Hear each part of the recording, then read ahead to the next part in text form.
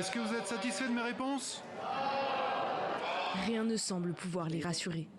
Les habitants d'East Palestine viennent de rentrer chez eux après 10 jours d'éloignement, mais la psychose subsiste. Nous sommes allés chez ma belle-mère à 30 km au nord parce que j'avais peur de laisser mes enfants se doucher et ou boire de l'eau du robinet. Nous buvons de l'eau en bouteille et nous avons conduit pendant 1 heure pour qu'ils puissent prendre des douches. En fait, on essaye de se débrouiller jusqu'à ce qu'on en sache plus.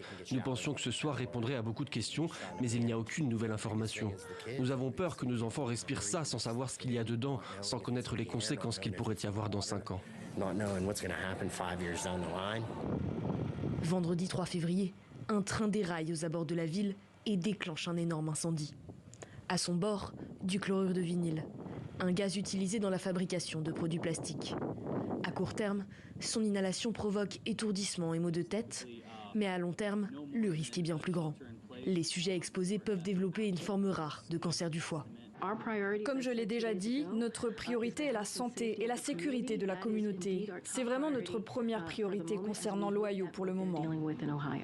Le niveau de pollution de l'air ne serait désormais plus préoccupant pour la santé, mais pour évacuer les produits chimiques de la zone, les autorités ferroviaires ont procédé à des rejets contrôlés du chlorure de vinyle. Une procédure qui n'est pas sans impact sur l'environnement.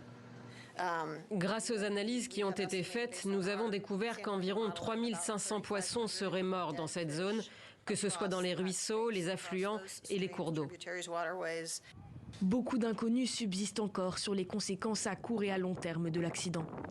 Selon l'Agence de protection environnementale de l'Ohio, le nettoyage complet du site pourrait prendre des années.